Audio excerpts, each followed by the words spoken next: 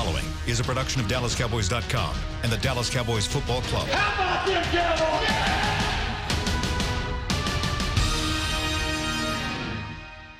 This is Talkin Cowboys. Streaming live from the Dallas Cowboys World Headquarters at the Star in Frisco. Handoff, Elliott plowing to the goal line. Barry, sacked by Lord. Prescott keeps it, and he bangs it in for the touchdown.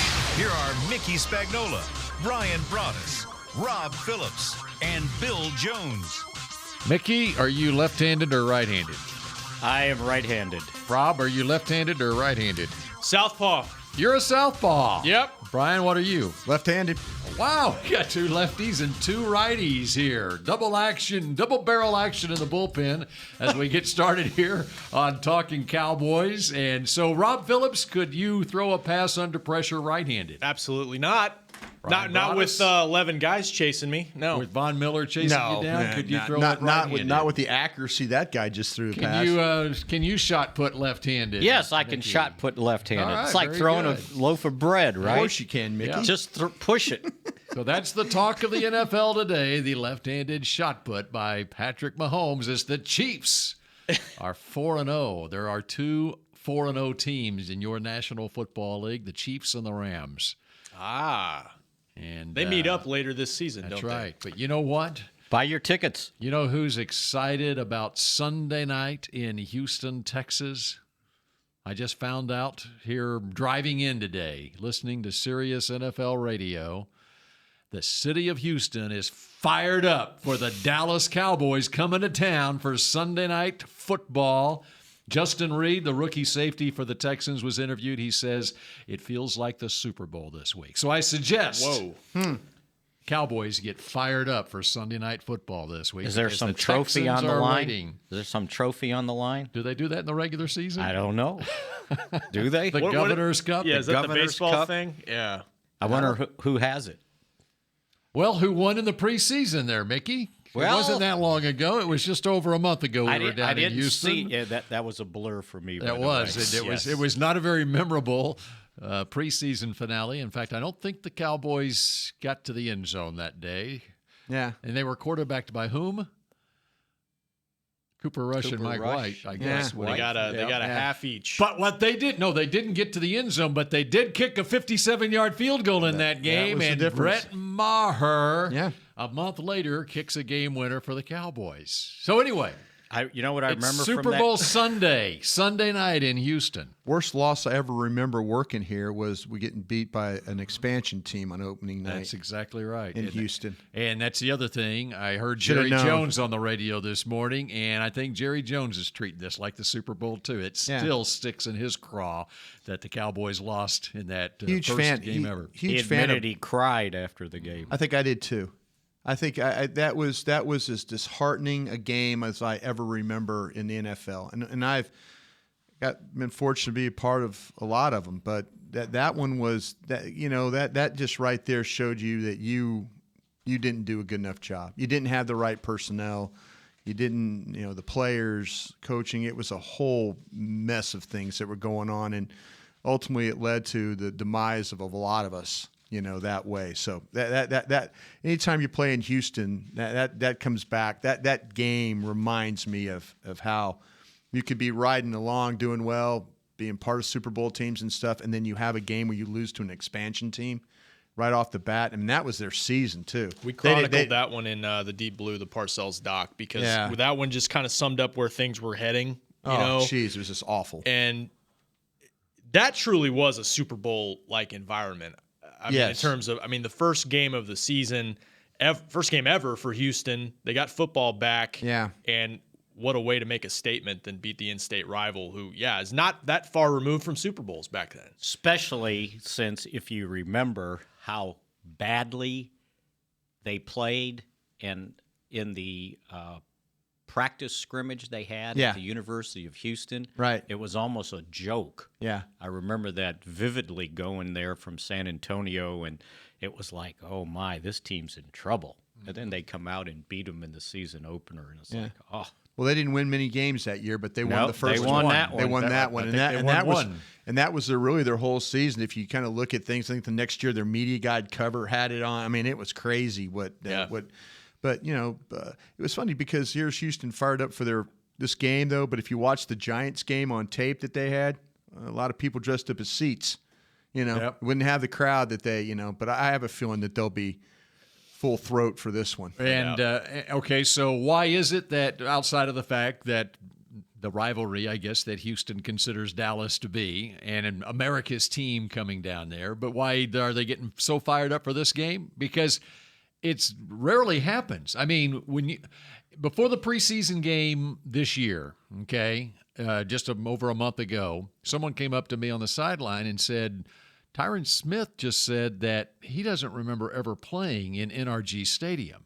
And I was like, what? They've had to have played a preseason game there before. The Hurricane, though. That was last year. Right, yeah, right. And John looked it up, and sure enough, Tyron Smith was drafted in 2011. Right. So this is the first regular season game for the Cowboys at Houston since 2010. Yeah. And so Tyron Smith was at USC. Yeah. And so how many people on this Cowboys roster have played a regular season game at Houston? LP Ladisar and Sean Lee. And Sean Lee probably won't play. Yeah. Play. Right. So that's how rare it is that the Cowboys go to Houston. This will be the third time that they played the Texans in Houston outside of that 2002 game, then 2010. So it happens every 8 years. Yeah. And if I'm not for the next one, will we be around? About how often they host a Super Bowl. I will make a there. prediction. I will not be there for that game. Costa Rica? I'll be somewhere else in my world. Yeah. South America? I'll be somewhere. I don't want to think about how old I'll be then. You're fine. You're fine. If I'm not mistaken, in 2010, that was a Cowboys team that had Super Bowl aspirations and started the season 0-2, right? And they went to Houston trying to overcome a 0-2 start, or were they 0-1? Well, they started that year 1-7. They won that game in Houston. They started 0-2 because that was the previous. That was the year Wade got fired. That was the one game they got 1-7 to start the season with Wade. Yes, it was. It was their only win. They were 1-1. They won. They won 27-13 on September 26th. Yeah, that year. It was their that was their one win in the first half of the season. It was their last 1-2 start until this year. There you right? go. And honestly, I mean, it's not the same deal. We're a few weeks into the season, but you got two teams. You got a Houston team that, Brian and I talked about it preseason. They look like a pretty good football team, a team that could make the playoffs. They've had a rough start. The Cowboys know they can't afford to dig a hole. This is a big game for both teams. I mean, it's kind of reminiscent of that. I mean, the Texans, a lot of people including me, picked the Texans to win that division or at least make the playoffs out of a tough division. Got some issues. Yeah. They've got some issues up for defensively. I think they're still pretty good. They have some problems in the secondary, just looking at them this morning, but their biggest issues are along the offensive line. Mickey would hate this team because they don't pass protect. 7 sacks they gave up this last game. Yeah, they don't. And they won. Yeah, they don't. You know how it was interesting about that game? I know you didn't get a chance to see what happened. Colts fumble on their own 1-yard line, and they do it with a way the center thought that Luck was underneath the center, was underneath him. He snapped the ball short. It landed on the goal line, and Houston just converged, and that's how one of their touchdowns was scored. Oh, I saw a replay of that. I didn't understand what happened. Luck was in the shotgun, and he was calling the signals. Center snaps it short. Ball ends up on the goal line, and there's just a rush. And that's how they got one of their touchdowns. Short, like he was under center? Like he was under center. Right. The How'd ball, that look? Yeah, the ball just basically came up just a little bit and then went to the ground. And next thing you know, it's like all out trying to. I mean, Luck's diving in there. Everybody's. No wonder I didn't understand what happened. Yeah. What I explained it? No. When I saw it, Mickey's reaction. There was no sound when I saw the replay. Yeah. It was just You just saw this mass of people. and I said, "What the heck?"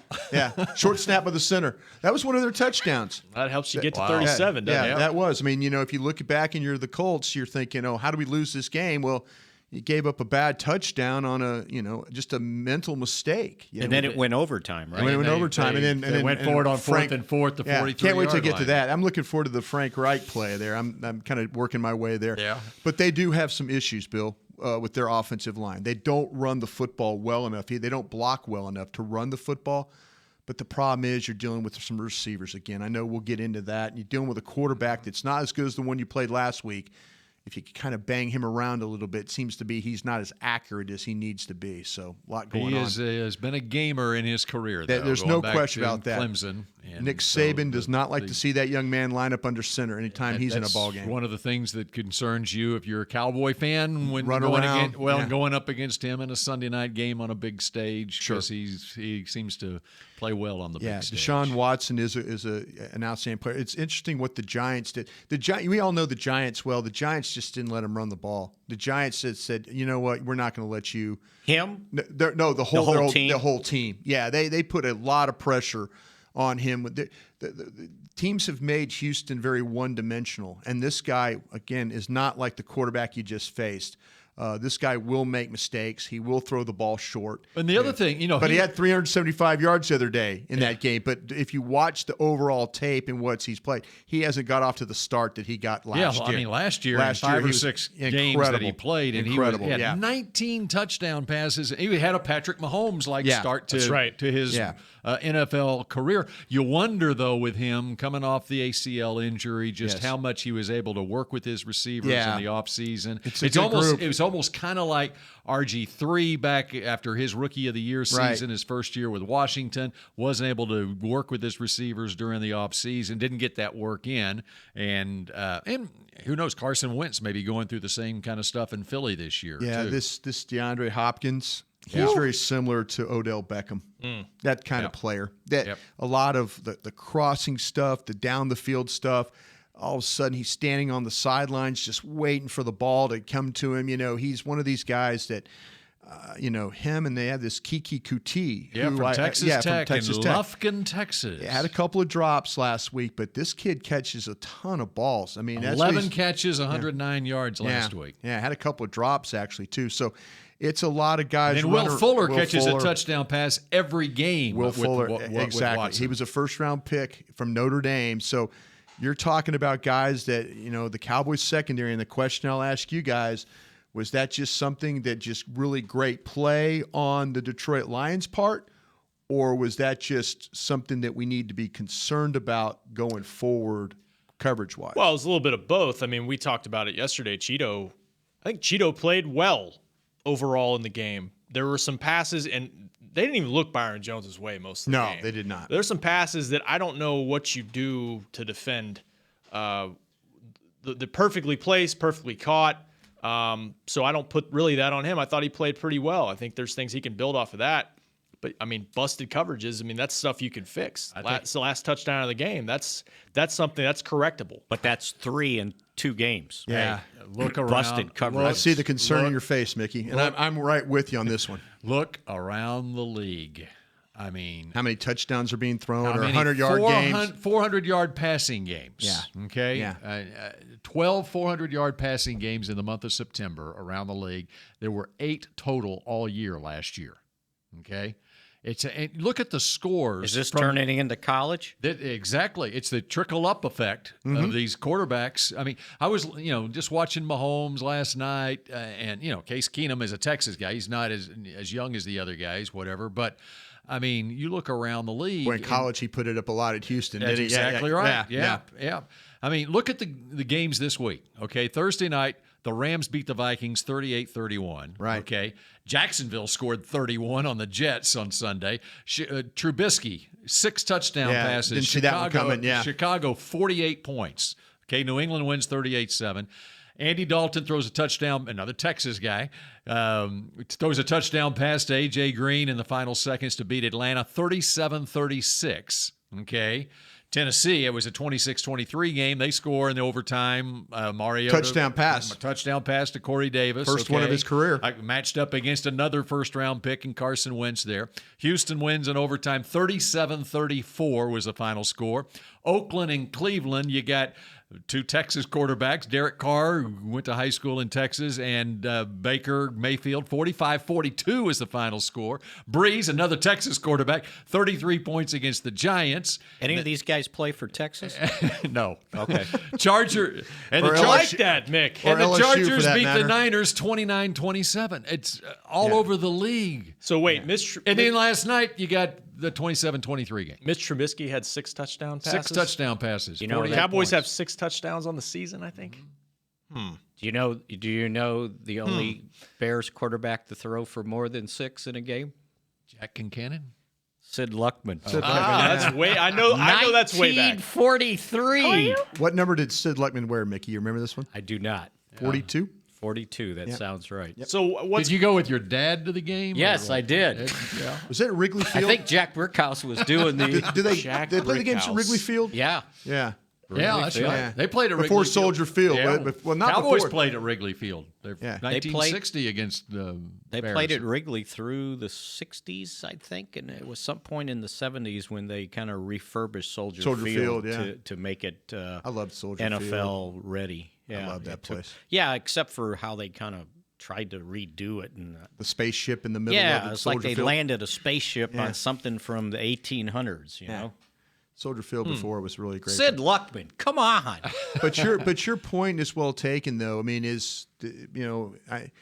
I'm just this defense, though. I mean, I want to feel good about the secondary, and maybe it was just one of those things. Maybe you just caught a really great quarterback, and you caught a great group of receivers that make circus catches. Maybe this week that doesn't happen. I mean, I'm with Rob. I think Awuzie played well. And I asked Jason Garrett this in the walk-off. How do you coach something like that? You just, maybe you say your hand here, your feet here, body position here. But overall, I didn't think that Awuzie was in terrible shape playing those how about routes. some of the passes that Stafford threw, Yeah. that were you have great coverage and it's just but maybe that's what the NFL's become. That's a my lot, point. a lot of great passers. So every week you've got to be ready for, circus put plays. such a stress on a defense. Yeah. With Even if you get pressure, Right. if you get pressure, I mean, and I just me watching that tape and you guys seeing the game as well, maybe going back and looking at yourselves. If they didn't get the pressure they did, those numbers could have been worse. That's the bottom line. Yeah, I mean, if you don't get that pressure, Right. if this is Cowboy teams of 5, 6, 7 years ago where we didn't see enough pressure, and every week we're coming on our shows saying, oh, they don't get enough pressure. They don't get, man, that game could have been that could have been one of your 50 or 60 point games with the way that guy was throwing it around. And that's why it was so important for the Cowboys to do what they did offensively in that game. Yeah. And they controlled the game. They controlled the ball, with their run game and made just enough plays in the passing game. But to your point, DeMarcus Lawrence got one of his sacks on the first possession of the second half. Sure. The Lions only had the ball 3 times in the second half. They scored touchdowns on 2 of them. So how do you- that's the bottom line. Pressure. That's the only way you're going to stop this stuff. Yeah. Enough pressure. Remember when we were talking about getting ready for the Giants? How do you stop Odell Beckham Jr.? Well, you stop Eli Manning. Right, the pressure, And yeah. you can't cover all this stuff, and you're going to have busted coverages, right? Yeah. It's going to happen. Just no one plays not- perfectly. oof. You got to get to the quarterbacks in this league, and if you can't, you better score a bunch of points. Otherwise, you're in trouble. The same thing in college, right? Yeah. I mean, you're going to put up, if you don't score 30, 40 points a game, you got a shot. What's more important now than our defense or the offense? Can't find offensive linemen. Yeah. That's great.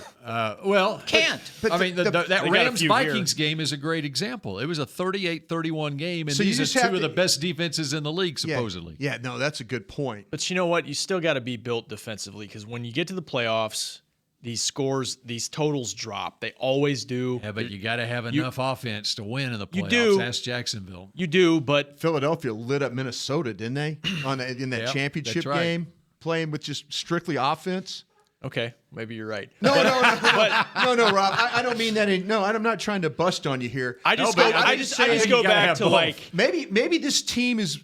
This could sound terrible, but maybe this team is built the wrong way. If you think of what trends are going to. Not if you can run the football. 3 possessions the second half. There you go. Why did that happen? Yeah. There was an 8-minute drive. Now, unfortunately for the Cowboys, it turned into a field goal. Yeah. But it was an 8-minute But you got drive. Maybe if it was gotta a be- 10-minute drive, we'd have been in better shape. Yeah, there you go. Keep Those running. last darn plays inside the 10. Yeah, let Mickey or I come down and call those plays at the end. That's not too hard to click. Mickey, click over and say, Brian, run the ball here, please, for me. a good Talkin Cowboys Kind of learned commercial. that lesson on Christmas Eve. Too. Are the Cowboys equipped then to have to play this kind of game defensively with the pressure and with what we feel the cornerbacks can do. See, you're almost better selling out. And if you have to create pressure, blitz.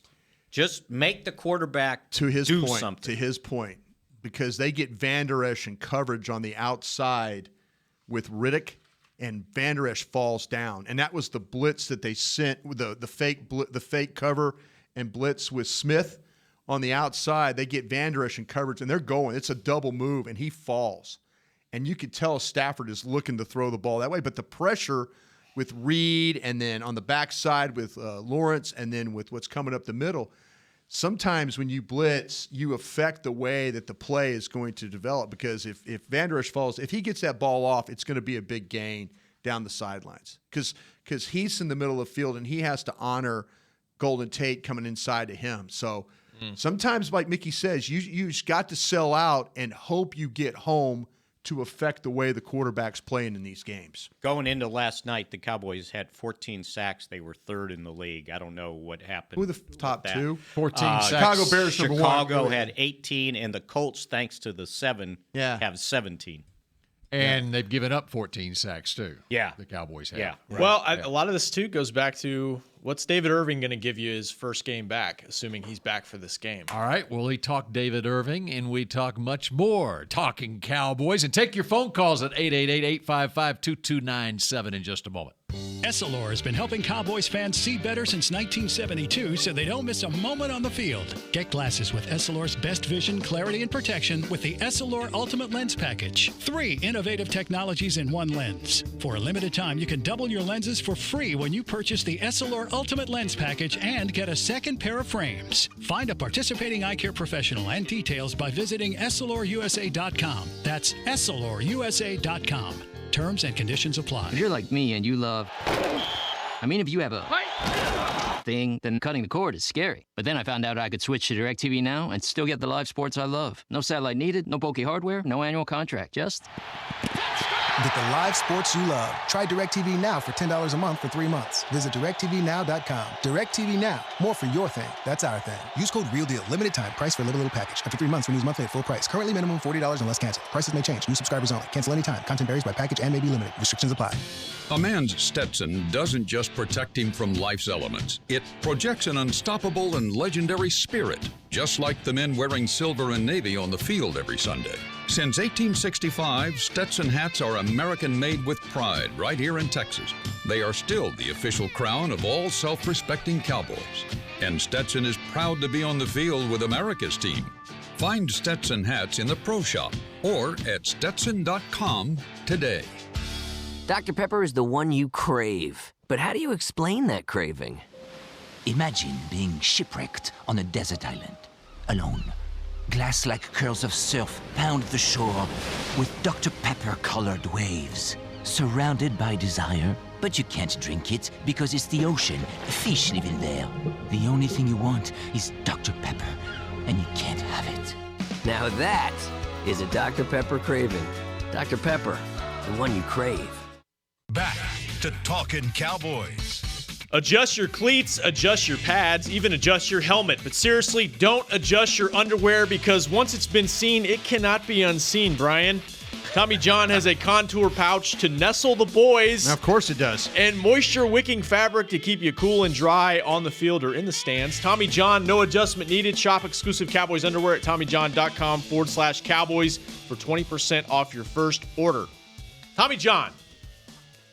Bill's right about that Tommy John stuff, though. When you wear it, your pants kind of slide on you. Yeah. If you don't have a belt, it slims you down. Yeah. If you're wearing Tommy John and you don't have a belt, you're constantly going, okay, they're looking at my Tommy Johns right now. You know, with that special waistband and all that. Oh, yes. Yeah, because it's slippery. They're slippery pants, but they're good. They're very comfortable.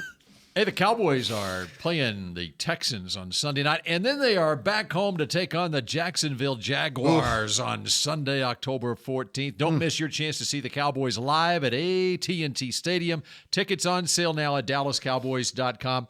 And by the way, that is a 3:25 kickoff on CBS. I would think Jim Nantz and Tony Romo are doing that game. You know, and I kind of heard, not looking ahead, but it sounded like Leonard Fournette is out. Yeah. For the next couple of weeks. Yep. He's out indefinitely. So my sports stance, you do when you're your team, you always think about that. Like, okay, he doesn't have to play. Don't let him be hurt bad, but don't let him have to play against us. Sound like Leonard Fournette, my favorite LSU Tiger guy, is not going to play that week. So that's a good thing. Yep. It's a hamstring, I think. Hamstring. He re-aggravated it in their game against the Jets the other day. We know about hamstrings. Yes, we do. All right, we'll get to David Irving in just a second, but we're 1/4 of the way through this season, right? And we've had 4 games now to kind of get a read on teams in this league, and I don't know that we have a full read at all on teams in this league. True, but I'm looking at the Cowboys' schedule, and you break it down by quarters, and at the beginning of the season, I thought when you look at the schedule that they need to get off to a fast start. 3-1 would really be nice the first quarter of the season, because if you look later in the year, it looked to me like the schedule gets tougher later in the year. Yes. Now that may, I don't know now. I want to take a quick look here. All right, they're 2-2, and I think the first quarter, I don't think you could, the way when you look at how young the team is and so forth, that was probably as good as you could expect them to be after the first quarter of the season. With a lot of the change that they had. Right. Played 2 games well at home, and yeah. And actually playing well at home and losing them on the road, which is kind of opposite what they normally do. Yeah. And thank God for Brett Maher's field goal. Absolutely. And otherwise the sky would be falling. Did you hear what Jerry said? Or we'd be in South America. Did you hear that on the fan this morning? No, I didn't hear it. He said he looked at, or Steven poked him in the ribs right before Brett kicked the field goal, and he said, if he misses this, we're headed to South America. It's pretty good. It's a great line. That is. All right, so. A lot riding on that kick. Or Jerry talking about shriveling up, right? Yeah. What did he say? He said, I'm glad I didn't have to go out and kick that one because I was shriveling up. Okay, so second quarter of the season. At Houston, Jacksonville, at another division leader, by the way, Washington. And a bye. And then Tennessee, which has been one of the surprise. Yeah, the bye, and then Tennessee. Right. Which has been one of the surprise teams in the league, having just defeated Philadelphia and Jacksonville back 3-1, by the way. So 3-1. Yeah. Okay. So, and you got a still desperate Houston team that you started off with. You do. Okay. So is the second quarter of the season tougher than the first quarter of the season? I would say yes. Sounds like if you can go 2-2 again, you might take it. You'll take 4-4 at the halfway point. All right, and then, the third quarter. Okay, which is the toughest quarter coming up here? All right. Okay, you We got that one. All right, the third quarter at Philly, at Atlanta, Thanksgiving against Washington, and then the following Thursday against New Orleans. There you go. That's it. That's all I needed to hear. Just take that one. The problem you run into with that one is it's going to have to come down on your defense again. Because I don't see this team. Although Atlanta is not, Atlanta's offense is there. Yes, but the their problem defense, is you're playing teams that score high volumes of points. Right. The Saints give up a lot of points. The Falcons give up a lot of points. We don't really know. The Redskins have kind of been a little bit back and forth. But I worry about playing teams that can score. Yeah. That's what I worry about the most. That's Atlanta. Yeah.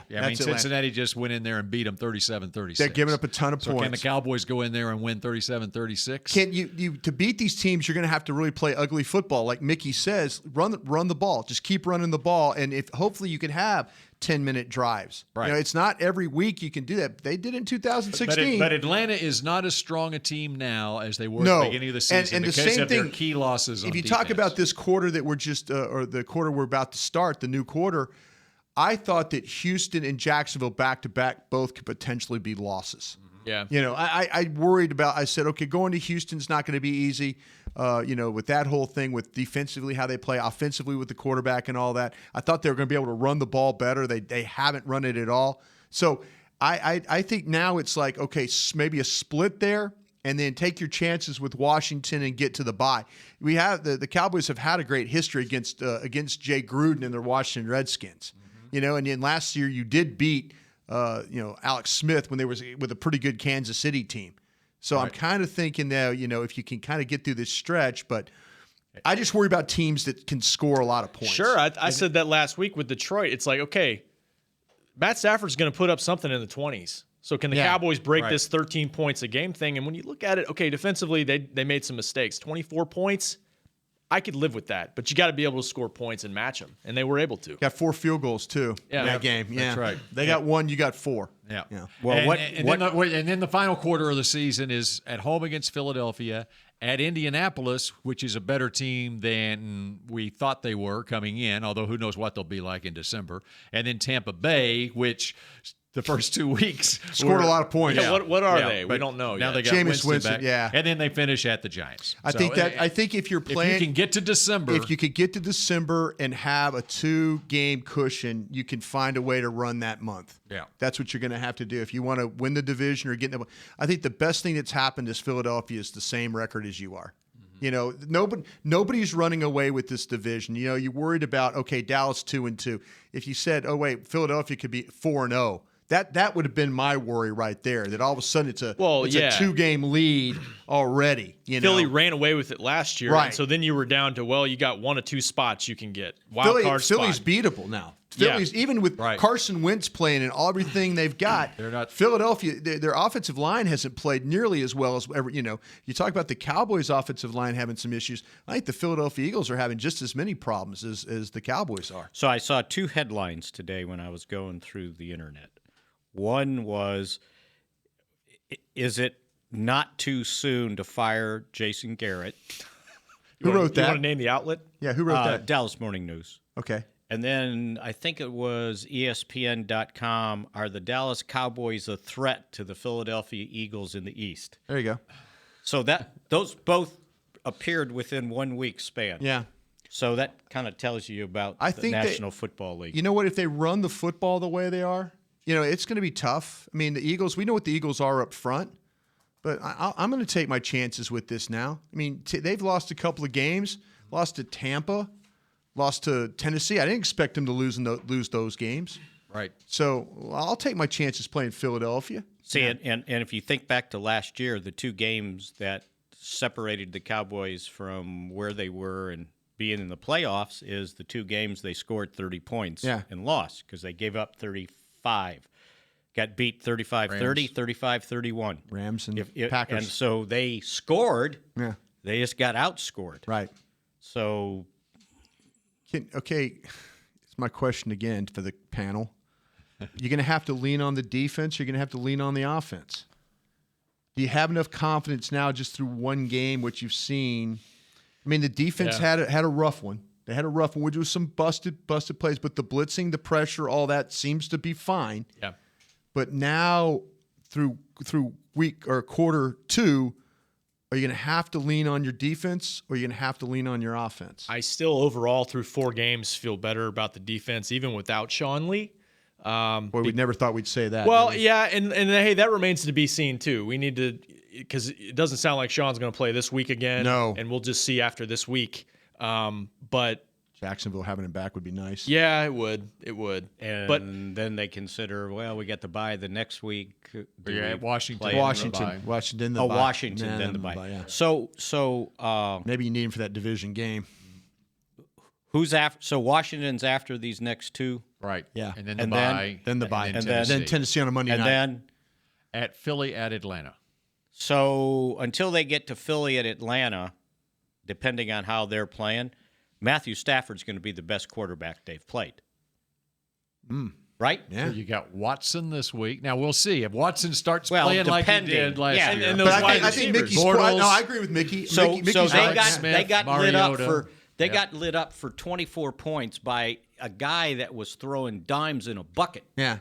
You know, this wasn't Bozo's Circus where they had the little ball from 5 feet away into the bucket. I remember that, Mickey. You still in little cups, right? Little solo cups. This wasn't the midway at the fair, right? Yeah. Okay. It's impossible. Although that's tough at the midway at the fair, though. Yeah. That's true. I mean, it's designed to fail. Some of those passes he threw were absolutely ridiculous. I still feel good about the young corners, and Heath can play better than he played before he got hurt. Both safeties, I think. Both safeties. I do think David Irving can give you a lift. There's David Irving. We teased David Irving. He has shown before. He is back this week. He has shown before he can step in off of suspension and do something. Freak of nature. Is that what I heard yesterday? Yeah. Freak of nature. I think Jerry repeated that.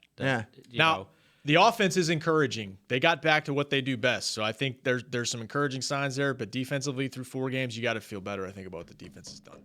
And even without Sean, because these linebackers are balling right now. Now, if I can just get some takeaways. Yes. They're dead last. I'll tell you what, that guy did a heck of a... 0 picks in... But let's be honest, they recovered 2 really important fumbles in that game the other day. But they happen to be their own. That's right. Does that count? Dak Prescott's recovering his, and Ezekiel Elliott, that fumble got recovered by Jarwin. Yeah, that's so right. those were 2 really, you might not have any turnovers, but those might be the 2 most important fumbles you've recovered all year. Those offensive fumble drills they're doing out there is paying off. Working magic. All right, let's go to Jim in California. Jim, you are on Talking Cowboys. Good morning, guys. Thanks for taking my call. Hey, I'm wondering why we keep going zone on 3rd and long when we brought in Chris Richard to have the players play press man and disrupt the routes by time for the rush. And if we only want to go with a 4-man rush, why aren't we running 2-man with 2 safeties over the top to clean things up if the kid gets away? I also think Leo Collins played a good game last Sunday. Sure did. And I think Jalen Smith is still gimpy. I don't think he's near 100%. You can watch him. It's hard to redirect. I think he's a one-trick pony. Put him on tracks and let him do his thing and blow stuff up. Okay, I'll let you go. Thanks. You know what? I think, and they might be playing zone coverage. We don't know if Chris Richard's calling that zone coverage. You could say, well, we brought Chris Richard in to do this. I understand. I appreciate the guy's analysis. I really do. But Chris Richard, is probably saying, okay, I play enough man. I've got to play some zone here, mix some things up, kind of give it a little bit of different read. We don't know. That it could be Rod Marinelli calling that, or it could be Chris Richard. So sort of like when they zoned on 2nd and 12 at the 38 and didn't play a cover 3 very strongly. Yeah, it comes back to execution. It comes back to execution sometimes there. As far as Jalen, I'm not going to sit there and say that. I think his ability at times during games comes and goes. I think there's times where you see him play really quick, and then there's some times where he does get caught. And I understand again the evaluation of that, but I think you're seeing far more quicker plays from him. Than you did like he was running in mud plays. It's way different than last year. And it's not always perfect. You see, you talk about putting him on a track and all that. I think that was very evident last year. But this year, I don't agree. I don't agree with it because I think I've seen far more plays of him lateral ability than I have the non-lateral ability. But good evaluation on his part. I mean, if that's, hey, people watch this stuff. I never fault anybody that tries to watch it and tries to study it and get your own opinion. Up until this game, when they've hit 3rd and long and they've gone to zone, they did a good job of forcing the ball underneath and coming up and tackling. Tackling, that's what this game they didn't tackle. Yeah. Now, Golden Tate, is he a little different than everybody else? Ton different, yeah. And he's kind of been a thorn in their side no matter where he's at. And when you've got a lead late in the game like that, isn't that probably it's conservative, but yeah, you're thinking nothing over the top. Nothing over the top. That's against the Giants. They just played that zone the whole second half, basically. You're absolutely right about that. Until you get a busted coverage, and they busted the coverage. Actually, they busted the coverage kind of in zone against Seattle. Yeah. And one of the problems with Golden Tate is he's basically like a running back playing at wide receiver. His yards after catch are absolutely insane. Yeah, great player. Now, David Irving, yes, he will not. The decision on whether he is Saturday active at 3 won't be made until Saturday. Yeah, Saturday at 3. Because they have a roster exemption right now. They got 54 guys right now is what they're playing with. Not including the practice squad guys, but they're practicing with 54 guys. And I would imagine he plays in this game, but I believe Jason Garrett when he says, truly, we have to see how he functions in practice. They have not had him in a practice since June? Wonder if it's out of necessity that they're going to have to play. That's why I think so. Yeah. Did he practice?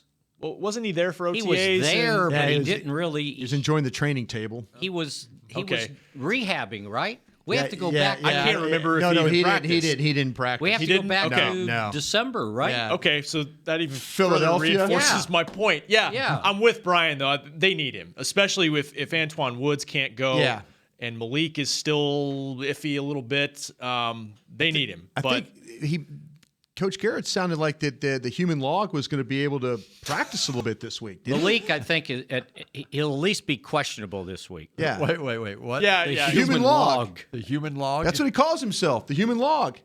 Yeah. Antoine Woods, apparently. I didn't know that. Now, Brian brought that to my attention yesterday. Been out on the cords, and he's moving. He was moving last Friday. Now, there's a lot of tape on that knee. Yeah, for Malik. If they get Collins out there and they get the human log out there and they get David Irving out there, then, with Why Crawford. Is he the human log? Woods, I guess. I thought that Nate Newton. Woods. I think Nate Newton. I thought Nate Newton gave him the nickname. Nate would come up with that. I think he gave it to himself. Those are the best ones. Yeah, when you give your own self a nickname, why not? That seems to be something they like to do in that locker room. But if they can get that rotation inside going again, that's how you're going to create some problems, on the edge, especially on nickel. Yeah, because you got Crawford in there and you can put Irving in there, and it's like, let's go. We might have seen the last bit of dime they're going to play this year. And you mean by bit, you mean one play? One play. That's unfortunate. That's unfortunate. That kid, and a lot of folks have asked, well, what's wrong with Jordan Lewis? And it's not that wasn't the reason why. I mean, he drew a tough challenge there. Golden Tate, the route, the catch, he's going to make you miss. It just looks bad the way he just wasn't in a very good position. And that was the only snap they played. They went in with the intention of playing some dime in that game and trying to get that package going again. And it's tough when, hey, Jordan, this is your opportunity. One snap, Golden Tate. Here's the deal. Because he can play. I related to broadcasting, okay? Yeah. You got the play-by-play guy and the analyst up in the booth, and they're talking for 3 hours, and they might make 12 mistakes. Yeah. Or I'll speak for myself. I might make 12 mistakes during a 3-hour broadcast. But if I'm the sideline reporter and I've got 20 seconds to get it right, and I make one little mistake, and you're on, and they always put you on camera for it, and you stumble over your words, whatever, well, he's a terrible sideline, or she's a terrible sideline reporter. Yeah, exactly, right. We're not going back. We're not going back to you. That's exactly right. We're not going back to you. It's kind of like kickers. There's so much more pressure on that sideline reporter who's got 15 seconds to spit it out exactly right than it is for the play-by-play guy who's got 3 hours and makes, now you know how Brett Maher feels. Well, hopefully hey, game's on the line, bud. That's right. Here's your fourth time being out here. Good luck. Well, hopefully this doesn't affect the way that he. I think he was. To be honest with you, watching body language and stuff, he's probably down. He's not playing. You look at him, you watch him. He's a very confident guy. Yeah, he's naturally a very confident guy. You're right. And the fact that he's not playing, you're kind of thinking, okay, well, Anthony Brown has not been terrible. Anthony Brown had a couple of bad plays the other day, but I hope they don't lose this kid. Yeah, I hope they don't, because he can play. He can play, and I think they're going to need him. And that third quarter of the season you're talking about, Bill, they're going to need him to play, and they're going to need him to play well when Drew Brees and Matt Ryan and those guys are throwing the ball all over the park. All right, we're going to take more of your phone calls when Talking Cowboys continues in a moment. If you're like me and you love... if you have a thing, then cutting the cord is scary. But then I found out I could switch to DirecTV Now and still get the live sports I love. No satellite needed, no bulky hardware, no annual contract, just...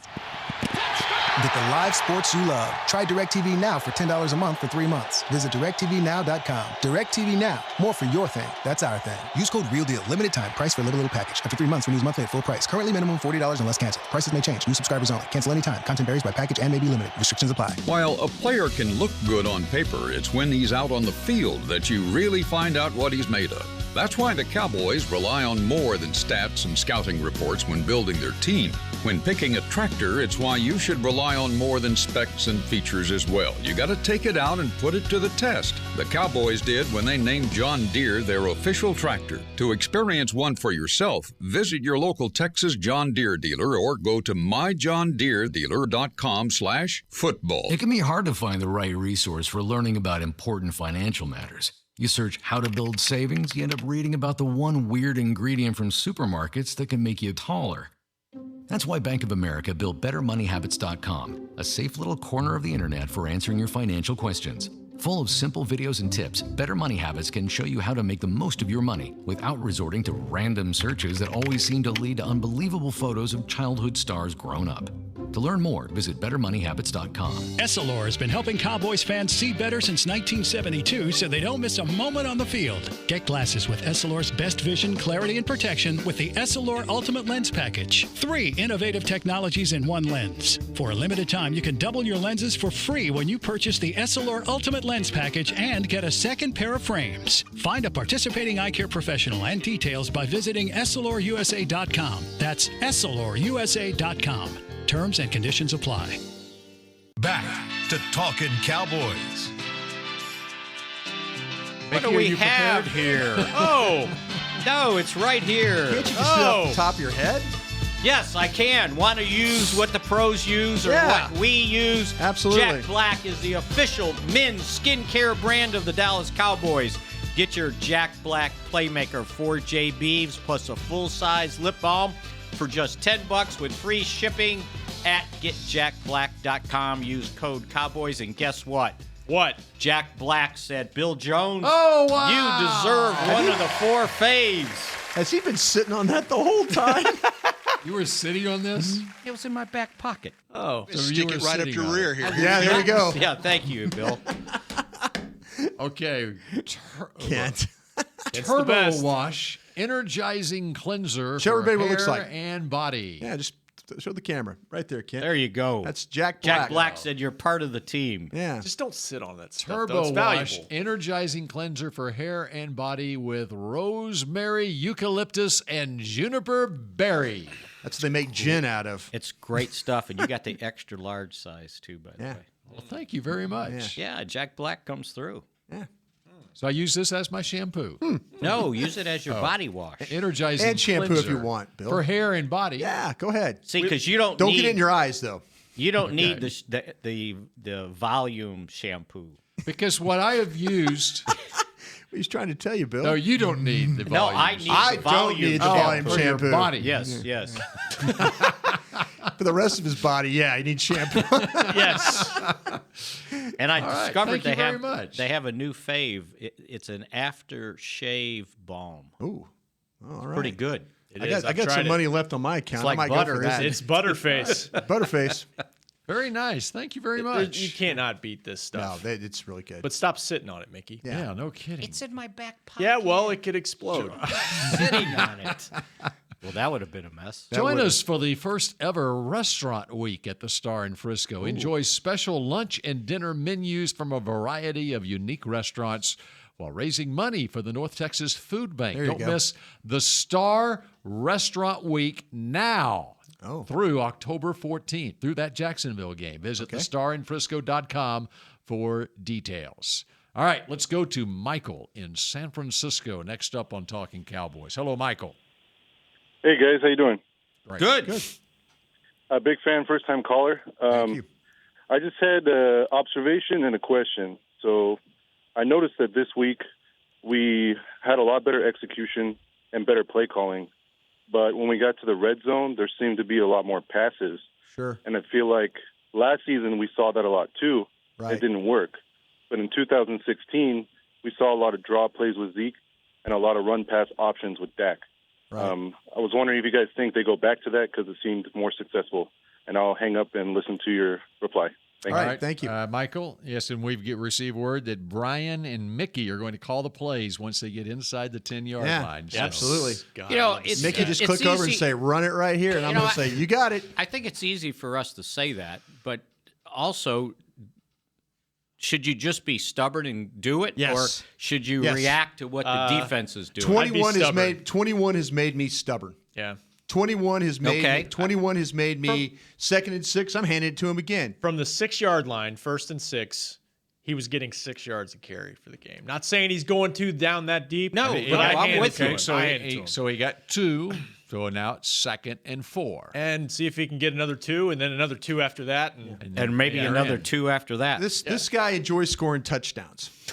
Think about it. No, he does. On the screenplay. Yeah. So how many yards? 38. 38. 38. All right. When he had gotten 18 yards and he was at the 20, did you think he was scoring? I was thinking there's no way they stop him. Yeah, when all three of those offensive linemen were on the buffet line at that point. There was no stopping me. Bill, I'm with you on that, Bill. I like that's a pretty good analogy. Remember when people made fun of me when I said this guy scores touchdowns? Never make fun of you. He scores touchdowns. Not in front of your face, they don't. Hey, they did. It's like, you act like scoring touchdowns is skill. You know what? Yeah. It is. Yeah. I like what Brian said, though. This guy enjoys scoring touchdowns. He does. He likes to get that spoon out. Just like I enjoy getting the spoon out at family Thanksgiving with the Breedloves, my in-laws in Lubbock. I always had to go last at the buffet because I would eat everything, and that's what Zeke does. He eats everything. He's like Pac-Man. He gobbles up those yards to the end zone. I'm just going to keep handing it to him, and then I'm going to make if they're good enough to stop me running the ball down there, then so be it. But the caller made a great point. I do love the RPO down around the end zone. They did use that in past years, and they have had success doing that. But in that particular case, scored too early on it against Green Bay. That's a good point. But hand it to 21. Let him enjoy scoring touchdowns. All right, so we've solved that. Was it against Seattle or when he got hit? Oh yeah, at the 5-yard line. Yeah, and then he found a way to score a touchdown. Yeah, I'm not taking. Was it a 6-yard? Remember? 6-yard run for a touchdown last week. Oh, last week. I was thinking Seattle last year. No, last week when they did not give the ball. They to didn't Zeke give the ball to him on the line. That was another one where I about lost my mind. Right, Christmas Eve last year. This is what amazes me about play calling is that you can have really good balance and get it down, and they take 8 minutes off the clock, and it's just beautiful to watch. You see desperation for the Lions; they're not making tackles. And then you get down there, and it was like all that driving of the ball. Yeah, you killed clock, but you only got 3 points, and so you gotta do something different. You got to get that. The Fort they lost. In my opinion, they lost 8 points in this game. This game shouldn't have been as tight as it was. The pass down to Austin, great call, finish. The play down there on the goal line. Okay, I understand trying to get Rico involved in all that. But see, at the time before, it works. 1st and goal at the 1, and Swaim catches a touchdown. Yeah, pass. and no one argues. No, about that. I lost my mind on that one too because I just don't. I call it being cute, Mickey. You know. I know. I know. But okay, in that point in time of the game, if you want to get cute and it works, I'm all for you there. But that when you have a drive where you are just killing them running the football and you're killing them on the clock and they have no answer, just go for the throat. Just end it for them right there. Even if they stop you, kill a couple of minutes off the clock. Don't give that quarterback anything. That was the other part of it too. I'm not giving. I'm learning these quarterbacks. Okay, I'm learning. Eli Manning, I don't care. I'll give you all the time you want. You're not going to score. But these guys like Breeze, Stafford, Rodgers, don't give them any time. Mahomes. Oh, by the way, he's up there, huh? By the way, he came down and scored. Favre. But back on the Monday night game last night for just a second. Okay, what was the biggest play in that? Did y'all watch the end of the game? No, the last couple of minutes. Sorry, okay. I didn't. All right, we're all this talk about Patrick Mahomes. I know. Okay, there was one play. If it gets completed, then the Patrick Mahomes is not on every network this morning. It's Case Keenum, the pass to Demaryius Thomas. You think he's still killing himself? What happened? Demaryius he's wide Thomas open. Was wide open at the 2-yard line. It was basically a stop and go up the sideline, and he stutter go, and he was wide open, and he overthrew him. Oh, man. And they came in with a face shot. I mean, they had come back with a minute and a half left, and even the Monday night crew, they were on the last play. They had one more play after that, and they tried to run a hook and lateral, and it didn't work, whatever. And they were dwelling on that. Well, the play they needed to dwell on was the play before that. Yeah, right. Denver had the game won right there. They had driven down, and it was right there, and they didn't hit. Now, there was a quarterback that didn't connect. And Case Keenum's not off to a great start with Denver so far this year. It's and how do you let that guy get that far open in that situation? Yeah. So, I mean, there's issues all over the league, Execution. As far as guys But one of their running free. touchdowns, they handed it to Hunt like at the 4 or 5 yard Well, that line. was the winning one that gave touchdown, them. right? Yeah, they took the lead on it. It was From it the was 4 yard unbalanced line. and they ran it in. And he ran for 121 yards last night's game. I could call plays inside the 5 with number 21. I really can. Yeah. Because I Just call the running play. And I look at now I'm a little nervous about my tight ends, but I look at 77. I look at Zach Martin standing there. Lyle Collins. I'm thinking, okay, I can run this thing in there with these guys. I can. Now if I got the Texans offensive line, I might be doing some trickery here. But I'm not with this back and not with that offensive line. No. It's kind of what they're built for, honestly. That's why they built this team. To me, it's the most demoralizing thing in a game. I remember sitting on the other end of it and sitting in the press when somebody's running the football on you and you can't stop them. Yeah, the game just it's like it's melting, and you just go, please get me out of here. Drop back 10 yards, dig a ditch, and try and save the equipment. They're killing us here, And it is. I mean, it's tough when you get somebody to demoralize you that way running the ball. So, where the offensive line played against Detroit, was that the most encouraging thing that came out of that game? Yes. Yeah, I don't think. I mean, a lot of times, one of the sacks was him. He's got to throw the ball away on one of those sacks. Even with all the Pro when Bowlers, he ran out of bounds and took a 1 yard even with all the Pro Bowlers on this Cowboys offensive line, every season it usually takes a few weeks for the offensive line to get into sync.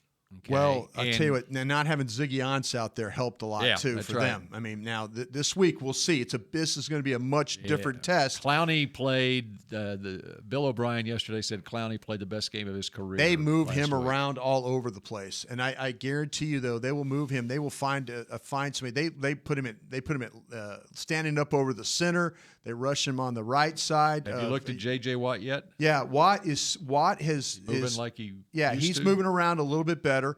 Still, has got that quick. His patented move is that quick arm over inside move. That's how he's like a penetrator. But with Clowney, they bring him on twist stunts. He's just going all over the place. So I have a feeling that they will move him over onto Collins' side or Connor Williams. Well, yeah, Connor Williams. If they put him over Connor Williams, they use him in the middle? That's what I'm saying. They stood him up and just had him just attack the middle of the pocket on like a special rush, where it was like it's the same thing. He's the same player as Lawrence.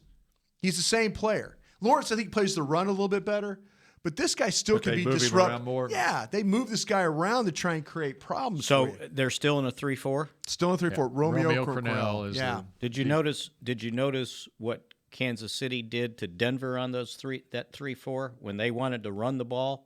They had their big O offensive linemen pulling and hitting their little skinny ass defensive ends. Yeah. Wow. Yeah. No, they did. Yeah.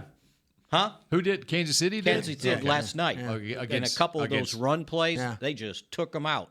You can have these great pass rushers up there. Make them play the run. Make them play the run. Yeah. That's right. That's fair. That's always considered the weakness of the 3-4 base. Anyway. Yeah. But you can stop the run in a 3-4. Otherwise, people wouldn't run it. Mickey's never liked the 3-4. He has always hated 3-4. Anti 3-4. Most encouraging thing to me from the game is Dak and stepping up and making big throws down the field, but pass protection goes into that too. Absolutely. He had a cleaner pocket, no question about it, last week than he had the first 3 games. Might be a little muddy this week. Need to get ready. Do you have a most encouraging thing that came out of the game? Yeah, the offensive line. Okay, you got offensive. They line. did. I mean, they finally didn't let the quarterback get hit 10 times trying to throw the darn ball. No question. Yep. Which was 10 times the first game too. Yeah. My most encouraging thing was they won. No, that's good. Good, Bill. Proved you right. There you go. 2-2 headed to play the Super Bowl in Houston on Sunday night. And y'all will be here to talk about it tomorrow. I'll probably be doing TV stuff. And fair warning. Concrete Cowboy tonight, right? 6 to 7. 6 to 7. Me and Mickey and Rob are all three of us are on it tonight. Bring a coat. Remember how cold the press box was in Houston? Good point. That's my memory of that game. Okay. Tip of the day. The phone booth that you were in. Oh, it was freezing. See ya. We end on that. This has been a production of DallasCowboys.com and the Dallas Cowboys Football Club. How about this, Cowboys? Yeah!